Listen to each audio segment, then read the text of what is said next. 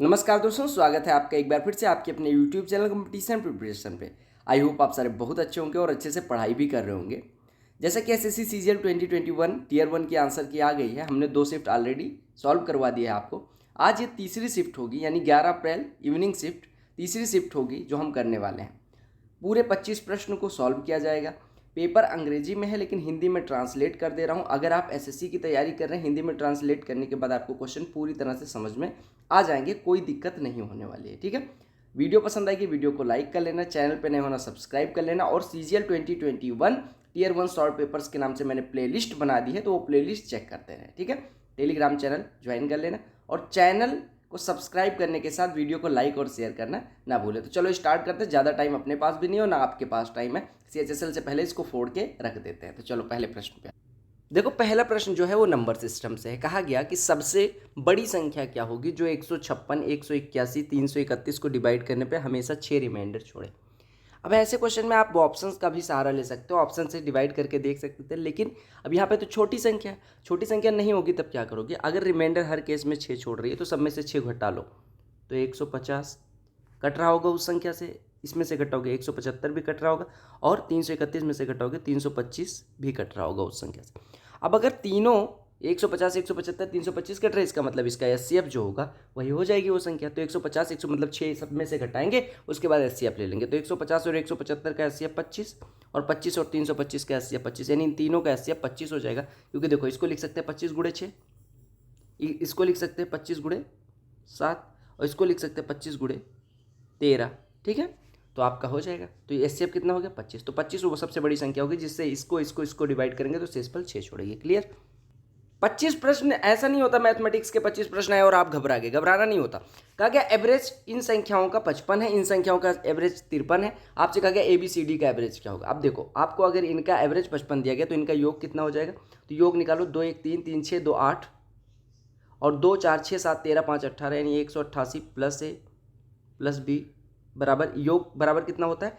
Average into number of numbers. तो number of numbers कितनी है? 6। 6 में 55 में गुणा होगा तो 330 हो जाएगा। यानी यहाँ से हमारा A प्लस B कितना आ गया? 330 में से 188 घटाओगे तो कितना हो जाएगा? 152 हो जाएगा। ठीक है, 142, 8 4 12, हाँ ठीक है, 142 हो गया। ऐसे यहाँ पे सॉल्व करोगे तो C प्लस डी कितना आ जाएगा? C प्लस डी हो जाएगा 53 गुणे कितना? ये कितना है? 4 3 7, 53 गुणे 7 यानी कि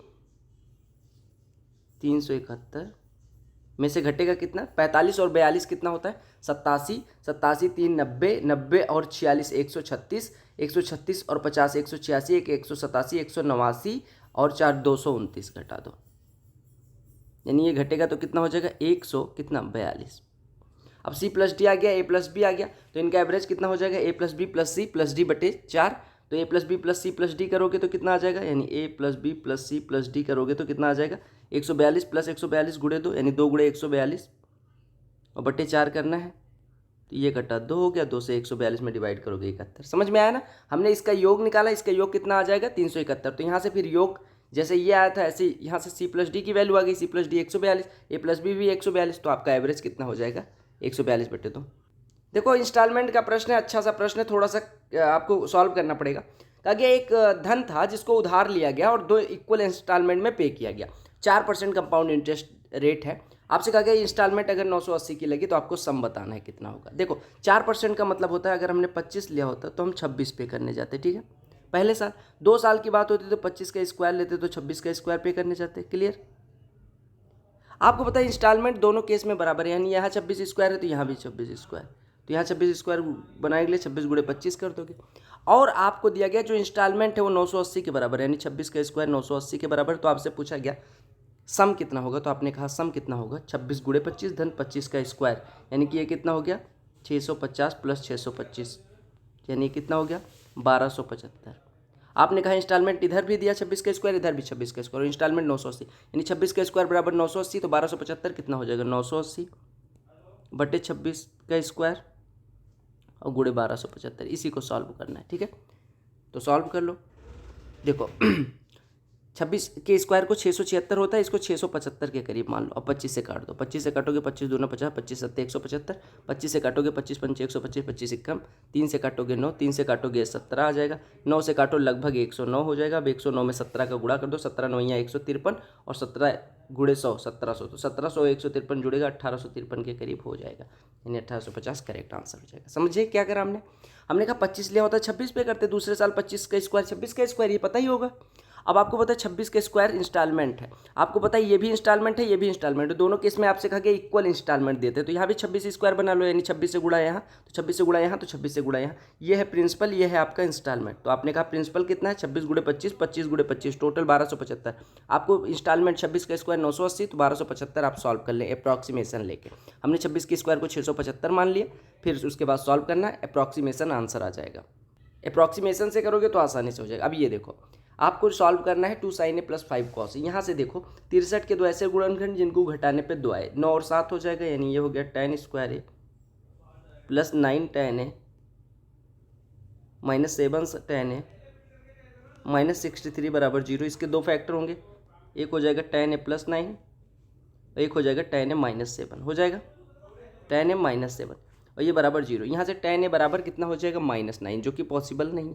देखो यहाँ से अगर tan a बराबर ले लेते हो tan a + 9 बराबर 0, तो tan a बराबर -9, और चूंकि पता है 0 से 90 के बीच में आपका tan नेगेटिव होता नहीं, यानी ये खत्म, तो tan a बराबर 7 हो गया। tan a बराबर यहाँ से कितना हो जाएगा 7 हो जाएगा, पॉसिबल है।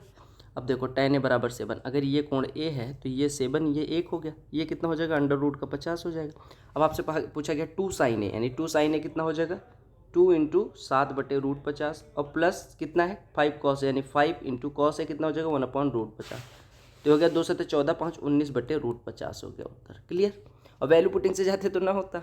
इसी वजह से मैं हमेशा कहता हूँ बेसिक जानो।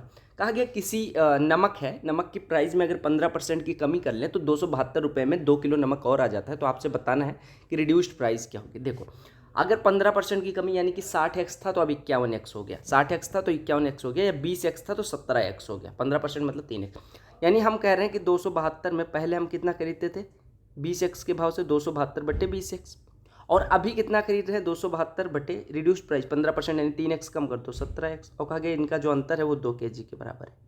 आपसे पूछा गया रिड्यूस्ड प्राइस यानी 17x की वैल्यू निकालें। अगर 272 2 से काट दो तो ये आपका 136/17x 136/20x आएगा, 136 कॉमन ले लो तो बचेगा 1/17x माइनस 1/20x, यानी हो जाएगा 3x/17x × 20x बराबर 1। बराबर 1 लिखने से बढ़िया 17x 20x को इधर ही ट्रांसफर कर दो। क्लियर। बराबर हो गया 17x × 20x। आपको रिड्यूस्ड प्राइस बतानी है, यानी आपको बताना कौन सा है ये 17x, तो बस आपको क्या काम करना है x से x कटा, 20 को इधर भेज दो। 20 को इधर भेजोगे तो 136 × 3/20, तो 4 से काट दो 4 पंचे 20, 4 से काटोगे 4 तिया 12 4 चौको 16, यानी 34 तिया कितना हो जाएगा 102/5। 102/5 की वैल्यू कितनी हो जाएगी 20.4। क्लियर हो गया। प्रश्न को बजा दो। कहा गया p थर्ड प्रोपोर्शन है इसका, q फोर्थ प्रोपोर्शन है इसका, तो आपको बताना है 2p + q की। देखो थर्ड प्रोपोर्शन का मतलब मैंने बताया है कि थर्ड प्रोपोर्शन अगर q है तो आप कहते हैं 20/8 बराबर होता है q/20, यही तो होता है, यानी हमारे यहाँ से q बराबर हो जाएगा 400/8 यानी कि 50। और यहाँ से अगर इसका फोर्थ प्रोपोर्शन है सॉरी p इसका थर्ड प्रोपोर्शन यानी p की वैल्यू आई, और q इसका फोर्थ प्रोपोर्शन है। फोर्थ प्रोपोर्शन कहने का मतलब कि 5/3 बराबर हो जाएगा q/24, तो q बराबर यहाँ से 40 हो जाएगा। अब q बराबर 40 p बराबर 50, तो 2p यानी कि 100 और प्लस 40 140 इसका उत्तर हो जाएगा। देख लो कहा गया ए बी किसी वृत्त का व्यास है, ठीक है, फिगर बनाते चलो। ए बी किसी वृत्त का व्यास है, सेंटर ओ है, सी और डी दो बिंदु है सरकमफ्रेंस के, मतलब सरकमफ्रेंस के किस साइड में, ए बी के अलग अलग साइड में। मान लो सी यहाँ पे है, डी यहाँ पे, सी यहाँ मान लिया, डी यहाँ मान लिया। ये क्या है हमारा डायमीटर, सेंटर क्या है ओ, ठीक है। अब आपसे पूछा क्या गया, आपसे कहा गया कि सी ए बी जो एंगल है यानी ये वाला एंगल, ये आपको दिया गया 42 degree, this one is 42 degree, ठीक है। और कहा गया ए बी डी जो एंगल है यानी ये वाला एंगल, ये कितना है भैया, ये वाला आपका एंगल है 57 डिग्री, कितना है 57 डिग्री। तो आपसे कहा गया what is the difference between measures of C A D and C B D, C A D और सी बी डी के मेजर के बीच डिफरेंस क्या होगा। अब सी ए डी आपको निकालना पड़ेगा, सी ए डी निकालना पड़ेगा और सी बी डी निकालना पड़ेगा, ठीक है। सी ए डी ये वाला हो गया और सी बी डी ये वाला हो गया। आपको पता है सी बी डी देखो ये वाला हो, आपको पता है कि अगर ए बी डायमीटर है तो ये अर्धवृत्त में बना कोण है, यानी ये 90 अंश हो जाएगा। ये 90 हो गया, ये 42 है तो ये कितना हो जाएगा 48 डिग्री। सिमिलरली ये वाला कोण भी 90 अंश हो जाएगा क्योंकि अर्धवृत्त में बना कोण है, तो ये 57 है तो ये कितना हो जाएगा 33 हो जाएगा। अब आपसे पूछा क्या गया CAD कितना हो गया हमारा 75। देखो CAD 75 हो गया 42 + 33, और CBD कितना हो गया 48 + 57 105। डिफरेंस पूछा गया था तो यहाँ पे डिफरेंस तो नहीं दिया गया है, यहाँ पे वैल्यू ही दे दी गई। तो यहाँ पे इसको चैलेंज कर सकते हो क्योंकि यहाँ पे डिफरेंस इन्होंने पूछा था और यहाँ पे 75 है 105 दे दिया। ठीक है, तो इसको चैलेंज किया जा सकता है। ठीक है, चैलेंज किया जा सकता है। क्लियर हो गया, देख लो। कहा गया त्रिभुज ACD में B और E दो बिंदु हैं AC और AD पे। बनाते चलो, फटाफट बना दो, ये सिमिलरिटी से हो जाएगा। ऐसा प्रश्न है तो समझ लो कि सिमिलरिटी से हो जाएगा। ACD में AC और AD पे B और E दो बिंदु हैं। ठीक है, B पैरेलल है यानी ये दोनों छोटकू ट्रायंगल और बड़कू ट्रायंगल सिमिलर हो गए। कहा गया कि CD 9 दिया गया है, BE 6 दिया गया है, AB 5 दिया गया है, ED = 2 दिया गया है। तो आपसे पूछा गया मेजर ऑफ AE और BC क्या होगा। AE और BC की वैल्यू निकालें। आपको पता है अगर सिमिलर हो गया तो BE/CD यानी 6/9 यानी 2/3 बराबर हो जाएगा AB/AC यानी कि 5/AC हो जाएगा। ठीक है, यानी यहाँ से हमारा AC कितना हो जाएगा भैया 7.5। AC = 7.5, AC 7.5, ये 5 तो ये हो गया BC हो गया 2.5। BC 2.5 तो एक में ही BC 2.5 ऐसे कर सकते। और फिर आपको पता है ये जो होगा सिमिलरिटी में AE/AD के भी बराबर होगा, AE/AD के भी बराबर होगा। यानी आपको पता चल गया कि 2/3 = AE/AD, और AE को अगर हम x माने, थोड़ी देर के लिए x एज्यूम करते हैं, तो ये हो जाएगा 2/3 = x/x + 2। सॉल्व कर लो तो 2x + 4 = 3x यानी x = 4 हो जाएगा, यानी इसकी वैल्यू 4। तो आपसे यही पूछा गया था AE और BC यानी 4 और 2.5। क्लियर। आपको मैंने एक चीज़ बताई थी अलजेब्रा जब पढ़ा रहा था कि x = 4 + √15 हो और आप इसका स्क्वायर करो 16, इसका स्क्वायर करो 15, घटाओ 1 अगर आ जाए तो 1/x की वैल्यू कितनी हो जाती है, इसका नेगेटिव वाला, यानी 4 - √15। अब अगर x आपको पता है 1/x पता है तो x + 1/x कितना हो जाएगा, दोनों को जोड़ोगे 8। अगर x + 1/x पता हो गया तो x² + 1/x² कितना होता है, इसका स्क्वायर -2 यानी 8 का स्क्वायर -2 यानी 62। DI का प्रश्न है। कहा गया कि 1800 स्टूडेंट के ग्रेड जो है मतलब परफॉर्मेंस बताई गई कि कितने % student grade A, grade B, grade C, grade D, grade E और घटे हुए मतलब घटिया लोग भी हैं जो ग्रेड E पाते हैं, पढ़ते नहीं हैं। कहा गया इन विच 2 grades taken together is the number of student 54 less than number of students in grade B and E together. कहा गया कि कौन कौन से 2 ग्रेड को हम साथ लें ताकि जो हमारा नंबर ऑफ स्टूडेंट्स है वो B और E के सम से 54 कम हो। B और E कौन सा है, B ये है, E कौन सा है, ये 27, 8, 35 डिग्री है। हमें 54 कम होना चाहिए, 54 कम। आपको पता है 1800 टोटल स्टूडेंट है, 1800 = 360 डिग्री दिया गया, यानी हम कह सकते हैं 10 = 2 डिग्री है, 10 = 2 डिग्री है। अब हमें 54 पहुँचाना है, यानी कि 54 पहुँचाना है तो 5.4, देखो 1800 ही तो टोटल दिए गए हैं, हाँ 1800 ही है। यानी B और E हमने कैलकुलेट करा तो कितना है 35%, सॉरी 35%। 18 का 35% कितना हो गया, 18 का 35%, 1800 का 35% कितना हो जाएगा 630। 630 से कितनी होनी चाहिए कम, 54, यानी कि 54 कम करेंगे तो कितना हो जाएगा, कितना होना चाहिए हमारा, ये 6, यहाँ पे 12 में से 5 जाएगा 7, ये 576 होना चाहिए। 576 अगर हम परसेंटेज में बात करें तो 576 1800 का कितना % है, बटे 18 लगा देंगे, यानी 18 × 3 = 54, 18 दूना 36, यानी 32% आना चाहिए। अब देखो कौन कौन से 2 को जोड़ के 32% आ रहा है। देखो B और D को जोड़ो, तो B और D को जोड़ोगे तो 38% हो जाएगा। अगर C और D को जोड़ोगे तो 35% हो जाएगा। A और E को जोड़ोगे तो 38% हो जाएगा। 32% कहाँ पे मिलेगा, देखो 32% आपको कहाँ पे मिल रहा है, C और E जोड़ के, देखो C और E जोड़ोगे तो आपको 32% मिल जाएगा। ये जो बार ग्राफ है ये कहा गया कि टोटल नंबर ऑफ यूथ और number of youth in 5 states आपको दिखाता है। ठीक है, अब कहा गया कि कौन से, ये मतलब आपको यूथ दिखाता है और उसमें से कितने एम्प्लॉयड हैं ये भी दिखाता है। कहा गया which state has the maximum number of unemployed youth. Unemployed youth सबसे ज़्यादा कहाँ है, अब अनएम्प्लॉयड यूथ सबसे ज़्यादा कहाँ पे है, आप देख पा रहे होंगे। आप अगर देखें तो सबसे ज़्यादा अनएम्प्लॉयड यूथ, देखो आपको 12 में से 10.5 यानी 2.5 यहाँ पे अनएम्प्लॉयड है, यहाँ पे 1 अनएम्प्लॉयड है, यहाँ पे 1.5 लाख अनएम्प्लॉयड है, यहाँ पे 2.5 लाख अनएम्प्लॉयड है, और यहाँ पे कितना है 1 लाख, ये 2.5 नहीं 1.5 होगा। ठीक है, अब देखो सबसे ज़्यादा ये आपको दिया गया है टोटल यूथ, तो ये दिया गया है एम्प्लॉयड।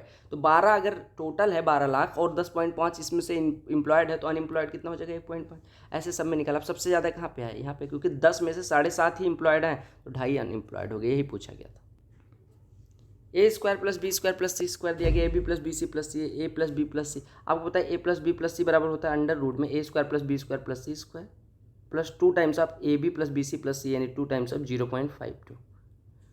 ए plus B plus c less than 0 यानी निगेटिव वैल्यू आपको बतानी है, तो ये हो गया 6.25 प्लस इसमें गुणा करोगे 1.04 मिलेगा, यानी ये हो गया अंडर रूट में 7.29। 7.29 के 2 वर्गमूल होंगे, एक प्लस 2.7, चूँकि ए प्लस बी प्लस सी निगेटिव है यानी -2.7 इसका उत्तर हो जाएगा। समझ में आ रहा है तो तालियां बजाते रहें। कहा गया ए कोई कार्य 48 दिन में कर सकता है, बी वही कार्य 60 दिन में कर सकता है, ठीक है। बी है ढिल्लर आदमी, ठीक है। कहा गया उन्होंने एक साथ 12 दिन काम किया, उसके बाद ए भाई साहब भाग जाते हैं, सुस्त वाला ठीक है। कहा गया बी जो है रिमेनिंग वर्क का 25% कितने दिन में कंप्लीट करेगा।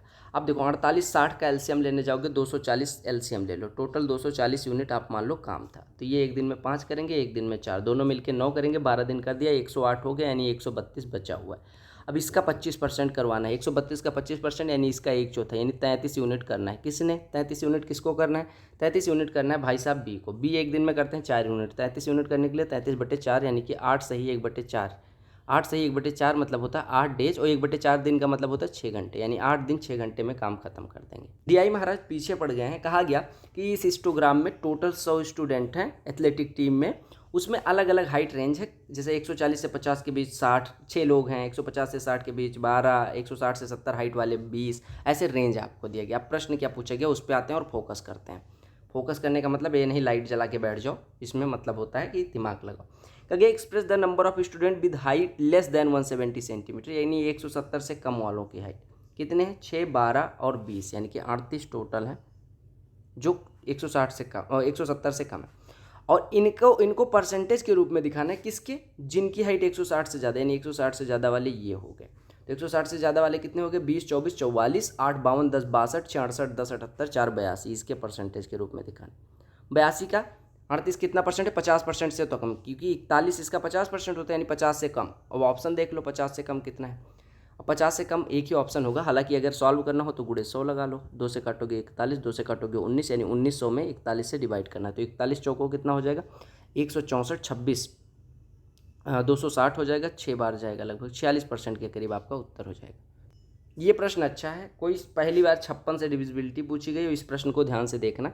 इस प्रश्न को मैं थोड़ा सा ट्रिक लगाऊंगा और भी बहुत आसानी से सॉल्व हो जाएगा। 56 से कट रहा है, यानी ये 7 से भी कटेगा, 8 से। मैंने आपको बताया 8 की डिविजिबिलिटी सबसे आसान है, ये मौसी का लड़का है, समझ लो कि इसको जितना मारोगे वो मौसी कुछ नहीं बोलेंगी।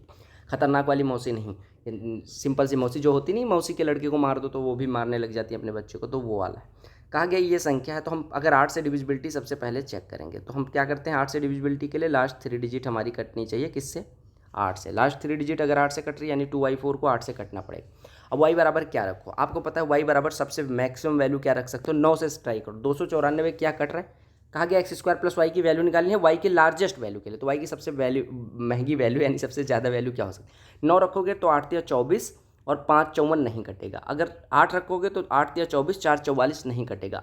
y बराबर 7 रखोगे, 8 × 24 और 3 × 34, हाँ ठीक है लार्जेस्ट वैल्यू ऑफ y के लिए, ठीक है। y बराबर कितना रख सकते हो, y बराबर अब हम रखेंगे 7 रखो। y बराबर अगर 7 रख दोगे तो ये 27, 8 × 24 3 × 34 नहीं कटेगा। y बराबर 6 रखो तो 8 × 24 8 × 24, यानी y बराबर मैक्सिमम वैल्यू y की कितनी हो सकती है, 6 हो सकती है, ठीक है। y की मैक्सिमम वैल्यू क्या हो सकती है, 6, यानी x² + y की मैक्सिमम वैल्यू होगी x² + 6 के फॉर्म की। अब देखो ऑप्शन जो दिए गए उस पर आ जाओ। ऑप्शन अगर हम बात करें, अगर हम x² + 6 को 33 लेते हैं तो क्या x की कोई इंटीजर वैल्यू, चूंकि x जो होगा वो इंटीजर होगा, देखो नेचुरल नंबर होगा, तो x² + 6 = 33, तो x बराबर √27 हो जाएगा। √27 क्या नेचुरल नंबर है, नहीं, तो ये भी नहीं हो सकता। x² + 6 = 70, यानी x² बराबर कितना हो जाएगा 64 हो जाएगा। x बराबर 8, x बराबर यहाँ से 8 आ सकता है, ठीक है, x बराबर 8। दूसरा ऑप्शन अभी हम एलिमिनेट नहीं कर सकते। अगर x² + 6 = 44 तो x² बराबर 38, जो कि नेचुरल नंबर नहीं देगा, और x² + 6 = 55 तो x बराबर 7 हो जाएगा, वो भी पॉसिबल वैल्यू है, यानी x की वैल्यू एक 7 है, एक 8। अब x बराबर 8 पे चेक कर लो कि क्या ये संख्या हमारी किससे कट रही है किससे कट रही है, क्या ये संख्या हमारी किससे कट रही है? 7 से कट रही है, क्योंकि 8 से तो कट गई। अब x बराबर 8 पे पहले ट्राई करो। देखो x बराबर 8 पे करने का मतलब कि ये संख्या जो हमारी बन रही है, x बराबर 8 रखो तो ये हो जाएगी 8 8 9 4 2 6 4। अब इसको 7 से डिवाइड करो। 7 एकम 7, 1 18, 7 दूनी 14, 4 49, 7 7 49, इतना खत्म हो गया। फिर 7 6 42, 7 9 63, नहीं कटेगी ये 7 से, तो x बराबर 8 एलिमिनेट, यानी x बराबर 7 हो गया। अब x बराबर 7 हो गया तो 7 7 49 और 6 55 आपका उत्तर हो जाएगा। समझ में आया? ऑप्शन का सहारा लेके कैसे आसान बना लिया इसको, वरना 7 का डिविजिबिलिटी रूल कठिन होता है। मान लो कोई संख्या 1603 है, ये 7 से कट रही है, अगर मान लो मैं एक एग्जाम्पल ले रहा हूँ, ठीक है, वैसे कट नहीं रही है, ठीक है, वैसे देख लेते हैं। 7 दूनी 14 और 2 20, 7 दूनी 14, 6 7 कट गई यार ये तो एक 1603 अगर चेक करना है कि 7 से कट रही है नहीं, तो आप क्या काम करेंगे, लास्ट वाली डिजिट को उठाएंगे। हमने उठा लिया, 3 का 2 गुना कर दो 6, 6 जो बची संख्या उसमें से घटा लो तो 160 में से 6 घटेगा 154। अगर 154 7 से कट रही है तो फिर ये संख्या 7 से कटेगी, तो 7 से काट दो, 7 दूनी 14, 7 दूनी 14, तो ये कट गई, यानी कि ये संख्या कट रही है। समझ में आया? अब लेकिन ये बहुत बड़ी संख्याओं के लिए कितनी बार आप करोगे, तो ये प्रोसेस थोड़ी लंबी होती है, इस वजह से ऑप्शन का सहारा लेना पड़ता है। कहा कि अब मैन्युफैक्चरिंग यूनिट थी कोई, तो ये पाया गया कि जो रॉ मटेरियल है उसकी कीमत 25% बढ़ जाती है, ठीक है। और कहा गया लेबर कॉस्ट जो है वो अब 30% पहले थी किसकी, रॉ मटेरियल की कॉस्ट की, और अब बढ़ के 38% हो जाती है। तो कहा गया कि कंजम्पशन को कितना परसेंट रिड्यूस किया जाए ताकि खर्चा ना बढ़े। देखो अगर हम माने भैया कि रॉ मटेरियल पहले 100 का मिलता था तो अभी कितने का मिलने लगा, 25% बढ़ गया, यानी 125। पहले हमें 30% मजदूरी पे खर्चा करना पड़ता था रॉ मटेरियल के, तो रॉ मटेरियल पहले 100 का 30% 30 होता था, अभी 38% हो गया, तो अभी रॉ मटेरियल 125 का है तो 38 उसका कितना हो जाएगा, कितना होता है 125 125 का 38, यानी 125 का 40 हो जाएगा 50, 50 में से 2.5 यानी 47.5 पड़ जाएगा, यानी अब मजदूरी होगी 47.5। यानी पहले टोटल खर्चा आता था, आपको पता है रॉ मटेरियल प्लस मजदूरी ही आपका खर्चा होता है, यानी 130 पहले खर्चा था और अभी कितना हो गया 172.5। अब कहा गया कितना कंजम्पशन कम करें ताकि खर्चा ना चेंज हो, तो कितने की कमी करना पड़ेगा, 172 से कितना परसेंट कितना कम करना पड़ेगा, 130 जाने के लिए 42, तो 42 निकाल लो कितना परसेंट है, 42.5, 172.5 का कितना परसेंट है ये निकाल लो, गुणे 100 लगा दो, 25 से काट दो, 25 एकम 25, 25 सत्ते 175, 25 से काटोगे 25 छक्के 150 और ये 225, 25 नवैया 225, ठीक है, यानी आपका बचा 1700 बटे ये 69 को लगभग 70 मान लो, ये कटा, यानी 170 में 7 से डिवाइड करना है, 170 में 7 से डिवाइड करोगे तो 7 दूनी 14 आएगा, और 3 30, 7 चौको 28, और ये बचेगा 2 20, 7 3 21, यानी 24% से ज़्यादा। चूँकि हमने अप्रॉक्सीमेशन लिया तो एग्जैक्ट आंसर नहीं आएगा। क्लियर? ऐसा प्रश्न आए तो मैंने आपको जब पढ़ा रहा था स्टार बैच, और उससे पहले भी मैंने जब प्रीवियस ईयर सॉल्व करवाया था, मैंने आपको क्या बताया था कि अगर इंटरनल बाइसेक्टर काटते हैं एक दूसरे को तो क्या मिलता है, इन सेंटर। इन सेंटर अगर कोण बन रहा है, ठीक है, एल और एन के इंटरनल बाइसेक्टर मिल रहे हैं, और जो कोण बन रहा है वो क्या, वो कोण एल आई एन जो बन रहा है, एल आई एन, उसकी वैल्यू क्या होती है 90 प्लस अपोजिट वाला एंगल का आधा, यानी ये अगर आपको 112 दिया गया है तो m/2 कितना हो जाएगा, यहाँ से ये इधर जाएगा, यानी m/2 22, m बराबर कितना हो जाएगा 22 का दूना 44, काम खत्म। देखो ये भी सुंदर सा प्रश्न है, ये मैंने आपको स्टार बैच में बहुत डिटेल में करवाया। कहा गया 2 सर्कल हैं जो एक दूसरे को एक्सटर्नली टच करते हैं, इनको टच करने दो भाई साहब, ये कर रहे हैं टच टच खेल रहे हैं, ठीक है। आर एस कहा गया इनकी डायरेक्ट कॉमन टेंजेंट है, डायरेक्ट कॉमन टेंजेंट हो गई, ठीक है, जो सर्कल्स को पी और क्यू पे टच करती है, पी और क्यू पे, ये आर एस हमारी टेंजेंट है, ये आर है, ये एस है, ये टेंजेंट है, पी और क्यू पे टच करती है, और ये एक दूसरे को कहाँ पे टच करते हैं, टी पे टच करते हैं, ये टी पे टच करते हैं। अब आपको टी से पी को मिला देना है, एक मिनट, टी से पी को मिलाना है, ये वाला मिल गया, और टी से क्यू को मिला देना है। आपको हमेशा पता होना चाहिए कि डायरेक्ट कॉमन टेंजेंट अगर पी और क्यू पे टच कर रही है इनको, तो वहाँ से अगर इनके पॉइंट ऑफ कॉन्टैक्ट को मिलाएंगे तो ये वाला जो कोण बनता है वो 90 डिग्री का बनता है, ये वाला 90 हो गया। आपको टी पी क्यू जो कोण दिया गया ये 42 डिग्री का दिया गया है, तो आपसे पूछा गया कि क्यू पी टी कितना होगा, नहीं पी क्यू टी कितना होगा, तो आपको बताइए ये 90 है, ये 42 है, तो ये कितना हो जाएगा 48 डिग्री। नॉर्मल सा प्रश्न है, ठीक है। यहाँ पे बैट्समैन नहीं बोटमैन की बात कर दी गई।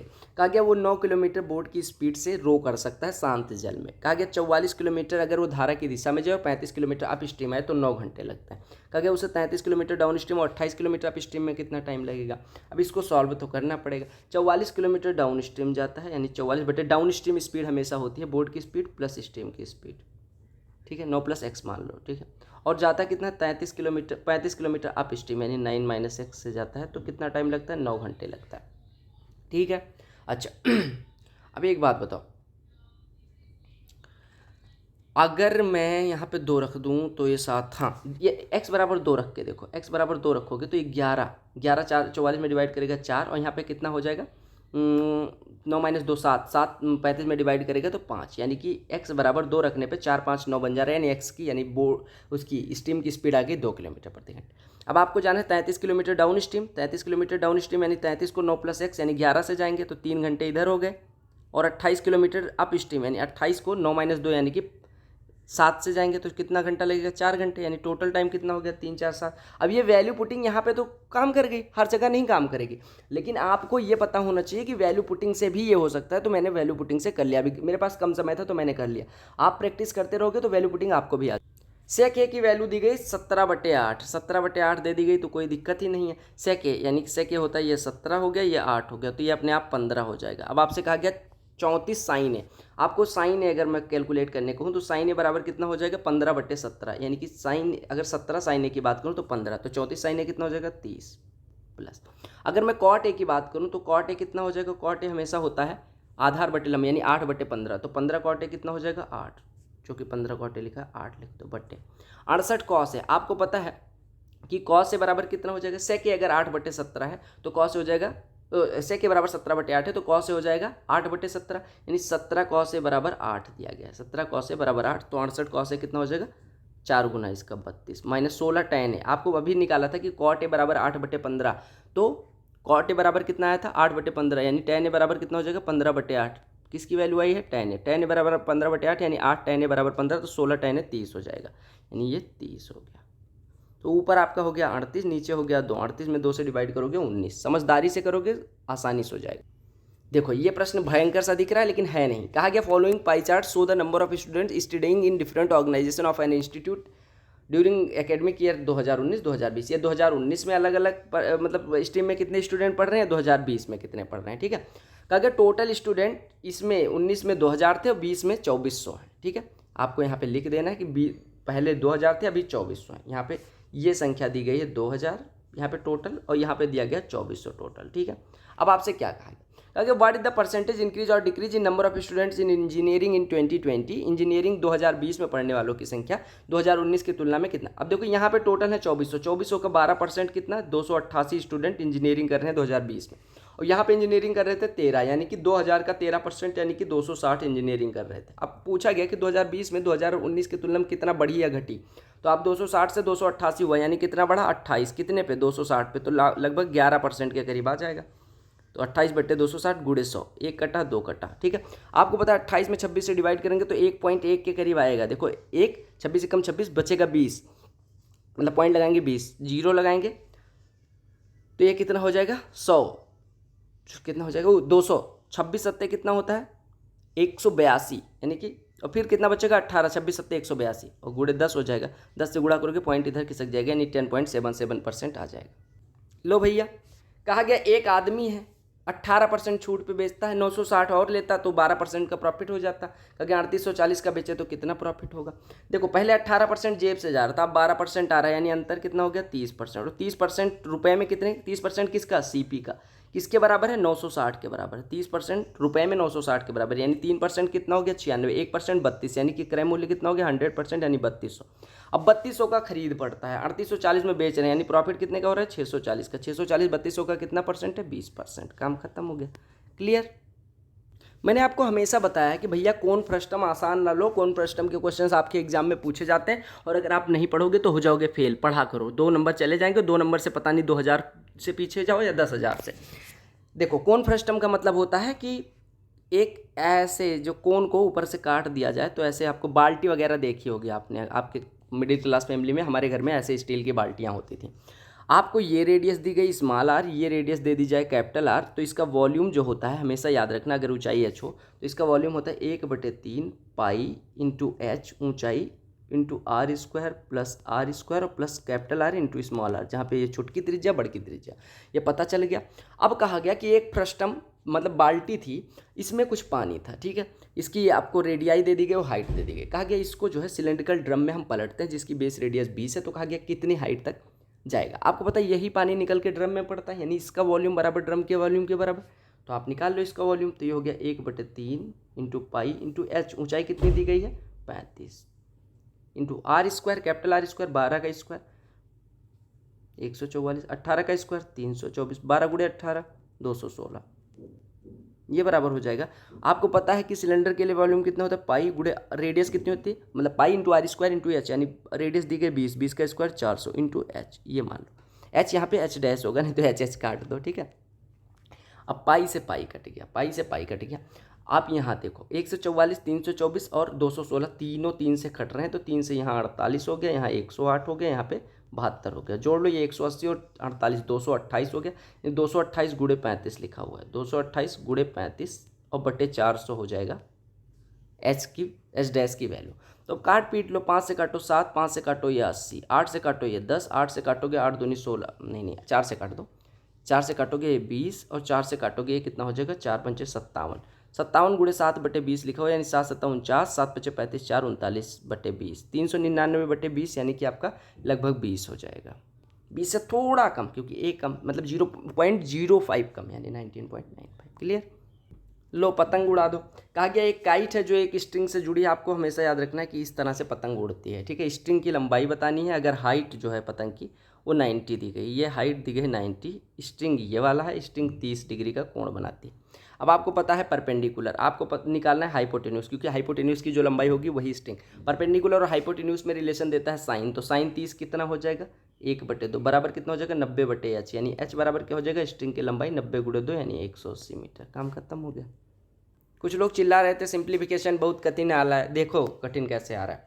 5 सही 1/3 में 1 सही 1/3 से डिवाइड करना है, यानी कितना 16/3 में 4/3 से डिवाइड करना है, यानी ये हो जाएगा 4। तो आपका लिखा हुआ है ऊपर 7/2 धन 4, ठीक है, और गुणे ये कितना लिखा हुआ 5 चौको 20, 1 21/4, 4 से 21/4 में गुणा करोगे तो ये 21 हो जाएगा, और माइनस इसमें से घटाना है कितना 11/2, ठीक है, बटे में ये। अब देखो 7/2 माइनस 11/2 कितना हो जाएगा 4/2, यानी कि 2 घटेगा, 2 किस में से घटेगा 21 में से, यानी ऊपर की वैल्यू हो गई 19।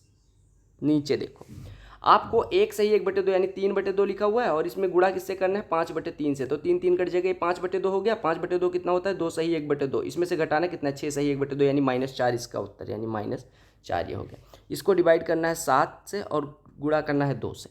अब डिवाइड कर दो 7 से, 7 से डिवाइड करोगे तो हो जाएगा -19/28, और गुणे में कर देना है 2, तो ये कितना हो जाएगा -19/14। मेरे हिसाब से यही उत्तर होना चाहिए आपका।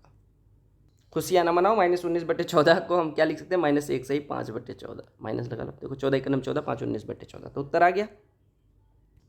तो ये थे 25 प्रश्न जो हमें करवाने थे, मैंने आपको करवा दिए। अब वीडियो को लाइक करो, शेयर करो, सब्सक्राइब करो, मुझे नहीं पता क्या होना चाहिए, बस मुझे व्यूज़ दिखने चाहिए और लाइक्स दिखने चाहिए, ठीक है। और चैनल पे अगर सब्सक्राइबर्स नहीं बढ़े तो वो तुम्हारी जिम्मेदारी है, ठीक है, क्योंकि मैं अपनी तरफ से अगर 100% कोशिश कर रहा हूँ तो आपको भी अपनी तरफ से पूरी कोशिश करनी चाहिए, ठीक है। बाकी good luck for all upcoming exams. Vande Mataram, जय हिंद। और जो भी प्लेलिस्ट आपको दिख रही है CGL 2021 Tier 1 वाली प्लेलिस्ट जरूर चेक करते रहें, क्योंकि उसी में सारे पेपर्स ऐड हो जाएंगे और जल्दी से जल्दी हम खत्म करने की पूरी कोशिश